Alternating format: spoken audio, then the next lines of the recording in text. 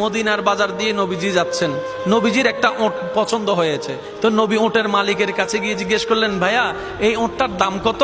ওই দামাদামি হলো, নবী সে দামে কিনতে রাজি হলেন, কিন্তু নবীর কাছে তখন অর্থ ছিল না। তখন নবীজি ওনাকে বললেন, আপনি আমাকে ওটটা দেন, আমি এখনই গিয়ে আপনার সেই প্রাপ্যটা পাঠিয়ে দিচ্ছি।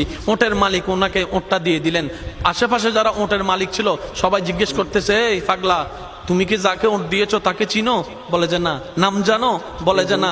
পরিচয় জানো? বলে যে না। ঠিকানা জানো? না। তো তুমি যে ওটটা দিয়ে দিলা, উনি যদি ওটার টাকাটা না ফাটায় তখন তো তুমি লসের মধ্যে চলে যাবা। সে ওটের মালিক বলে, এত সুন্দর নুরানি চেহারাওয়ালা কখনো বাটপার হতে পারে না, কখনো চিটার হতে পারে না, কখনো মিথ্যুক হতে পারে না।